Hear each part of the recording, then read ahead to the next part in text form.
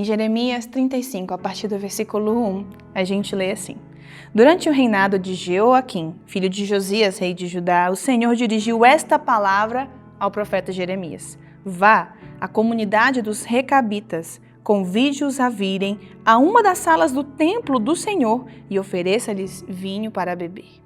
Então, nessa parte, o Senhor fala ao profeta Jeremias para chamar os Recabitas, que eram um clã, para vir ao templo do Senhor, convidando-eles para beber vinho. Então busquei Jazanias, falando de Jeremias, filho de Jeremias, filho de Abazenias, seus irmãos e todos os seus filhos e toda a comunidade dos Recabitas. Os Recabitas eram também uma comunidade. Então coloquei vasilhas cheias de vinho e alguns copos diante dos membros da comunidade dos Recabitas e lhes pedi que bebessem. Era algo lícito ou ilícito? Era algo lícito. O próprio Senhor havia pedido a Jeremias. Mas vamos ver o que os Recabitas responderam. Eles, porém, disseram: Não bebemos vinho, porque o nosso antepassado Jonadab, filho de Recabe, nos deu esta ordem: nem vocês, nem os seus descendentes beberão vinho. Vocês não constituirão casas, nem semearão, não plantarão vinhas, nem as possuirão, mas vocês sempre habitarão em tendas. Assim vocês viverão por muito tempo na terra na qual são nômades. Temos obedecido a tudo o que nos ordenou nosso antepassado Jonadab, filho de Recabe, nós, nossas mulheres, e aí ele vai falando que eles têm obedecido por gerações. E o Senhor então elogia os Recabitas, falando que a fidelidade deles aos seus antepassados é muito melhor do que a fidelidade do povo de Israel ao Senhor. E agora eu quero fazer a seguinte analogia. Os Recabitas eram como se fosse um clã. Vamos tomar também como se fosse uma grande família, né? Afinal, estavam falando filhos de filhos de filhos. Eles eram uma grande família. Uma grande família que seguia instruções do seu fundador, mesmo que eram instruções que não era pecado, por exemplo, naquele tempo, você morar em uma casa. Mas as instruções eram que eles não tivessem uma vida de sedentarismo, né? Senão uma vida nômade. Por exemplo, o vinho e entre outras coisas.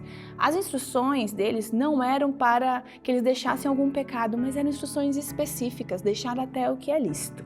E o Senhor elogia este clã. Algo comparado também eu quero trazer agora para uma família. Que outra coisa na família também, nas Escrituras nós vemos que o Senhor compara a família? A igreja, correto?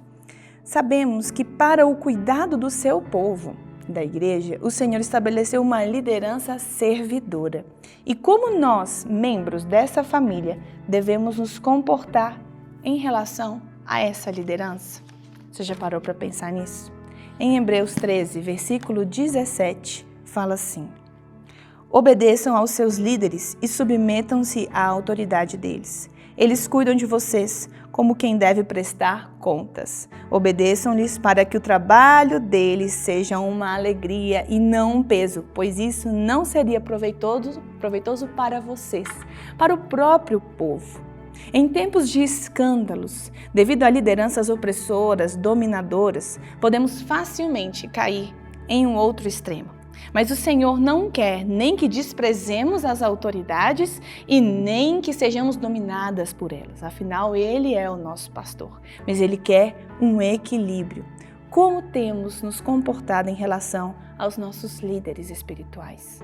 Eu não sei você, mas na minha casa nós temos regras, nós temos tradições, nós temos festas, nós temos costumes. E hoje os meus filhos participam, querendo ou não.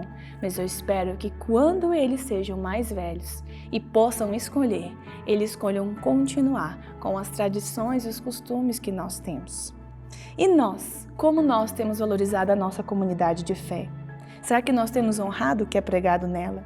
Será que nós temos honrado a cultura da nossa comunidade de fé? Ou estamos rebeldes fazendo a minha própria cultura? Se os nossos líderes na nossa comunidade de fé instalam uma programação para adorar o Senhor de alguma maneira, eu participo dela ou eu crio as minhas próprias? Eu participo do que os nossos líderes na nossa comunidade de fé estão promovendo ou eu dou desculpas, porque nós somos bons de dar desculpas? como na parábola do banquete. E às vezes até desculpas lícitas, mas será que para Deus isso realmente vale a pena? Cada família tem seu jeito e suas regras. E cada família também, cada comunidade de fé, assim como Israel tinha 12 tribos, 12 jeitos diferentes, mas o mesmo Deus. O Senhor te plantou em uma comunidade de fé. Aqui na comunidade cristã da Zona Sul, nós temos alguns jeitos que o Senhor nos entregou, programações que o Senhor nos entregou. Você e eu temos participado, temos promovido, temos nos alegrado nelas, temos nos regozijado. Quero te convidar hoje a vestir a camisa da comunidade de fé, onde o Senhor te plantou.